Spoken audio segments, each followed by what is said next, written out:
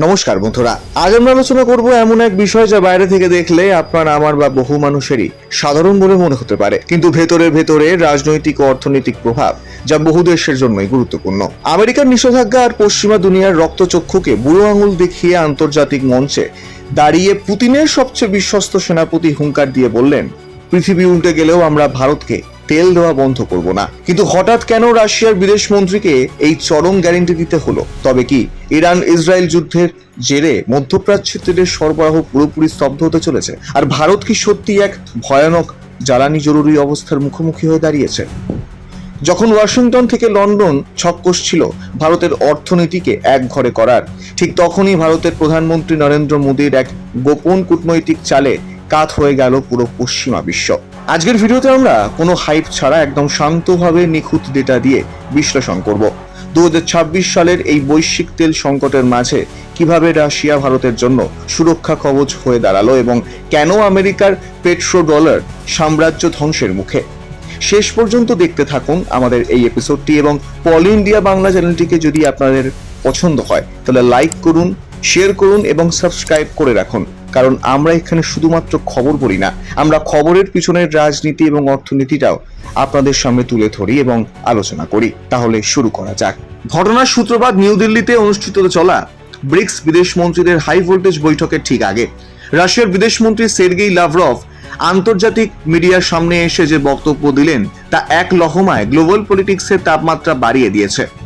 Lavrov পরিষ্কার ভাষায় ঘোষণা করেছেন, বিশ্বের পরিস্থিতি যতই জটিল হোক না কেন, ভারতের ক্রুড অয়েল বা জ্বালানি তেলের চাহিদা মেটাতে রাশিয়া প্রতিশ্রুতিবদ্ধ।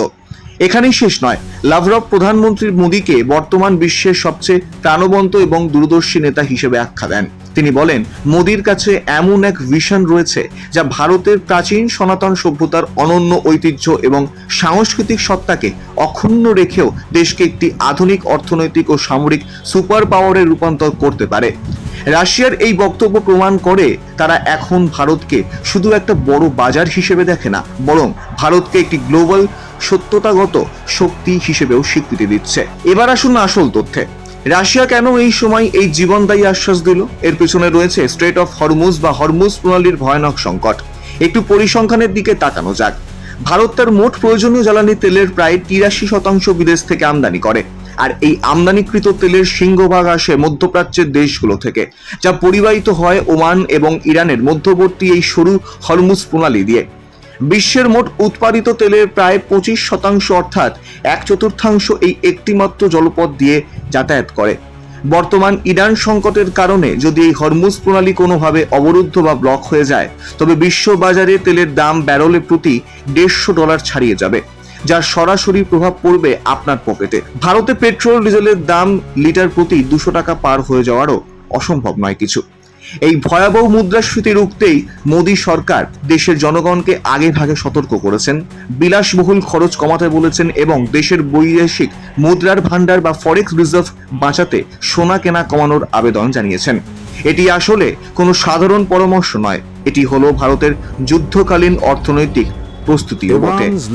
পশ্চিমা কিছু মিডিয়া দীর্ঘদিন ধরে প্রচার করছিল যে পশ্চিমাদের চাপের মুখে পড়ে ভারত নাকি রাশিয়া থেকে সস্তায় তেল কেনা কমিয়ে দিয়েছে। লাভরভ এই প্রোপাগান্ডার মুখোশ টেনে খুলে দিয়েছেন।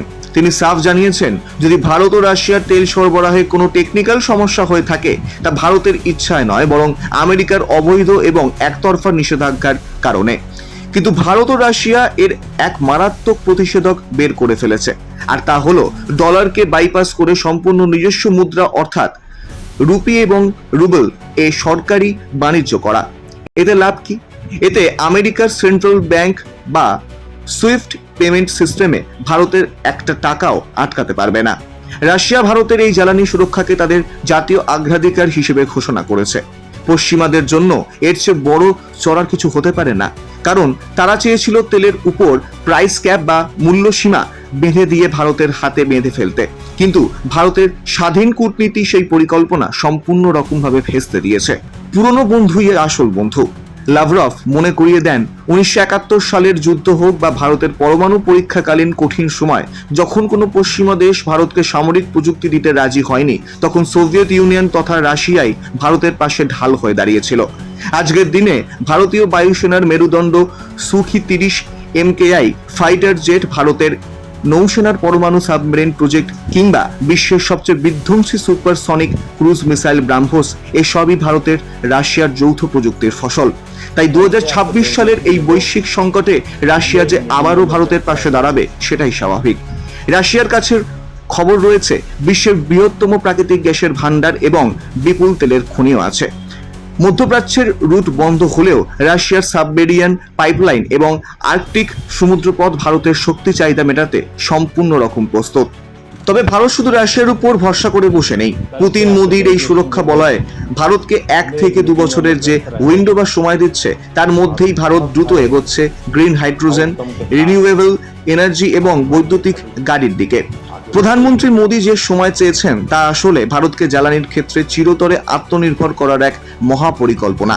2026 সাল ইতিহাসে সাক্ষী থাকবে যে বিশ্ব যখন যুদ্ধের আগুনে জ্বলছিল, তখন ভারত তার তুখোড় কূটনীতি এবং অটুট বন্ধুত্বের জোরে নিজের অর্থনৈতিক সুরক্ষাকে অক্ষত রেখেছিল। সীমান্তে যেমন জওয়ানরা দেশকে রক্ষা করছেন, তেমনি কূটনীতির টেবিলে ভারত সরকার দেশের ভবিষ্যৎ সুরক্ষিত করছে।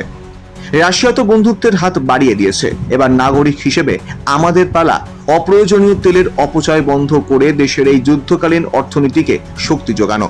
কারণ ভারত মাথা নত করার দেশ নয়, ভারত বিশ্বকে পথ দেখানোর দেশ। বন্ধুরা, রাশিয়ার এই প্রকাশ্য সমর্থন এবং আমেরিকার নিষেধাজ্ঞাকে ভারতের এই বুড়ো আঙুল দেখানো কি আপনাদের কি মত? রাশিয়া কি সত্যি ভারতের বিপদের বন্ধু? নিচে কমেন্ট করে অবশ্যই আপনাদের মূল্যবান মতামতটি আমাদের জানান এবং এই ভিডিওটি তথ্যবহুল মনে হলে একটি লাইক দিয়ে আপনার বন্ধুদের সাথে শেয়ার করুন। আর ভূরাজনীতির এমন ইনফরমেটিভ ও এক্সক্লুসিভ বিশ্লেষণ মিস না করতে চাইলে এখনই সাবস্ক্রাইব করুন আমাদের পলি ইন্ডিয়া বাংলা চ্যানেলটিকে। কারণ আমরা এখানে শুধুমাত্র খবর বলি না, আমরা খবরের পিছনের রাজনীতি এবং অর্থনীতিটাও আপনাদের সামনে তুলে ধরি এবং আলোচনা করি। তাহলে আসি, দেখা হবে পরের ভিডিওতে। জয় হিন্দ, জয় ভারত।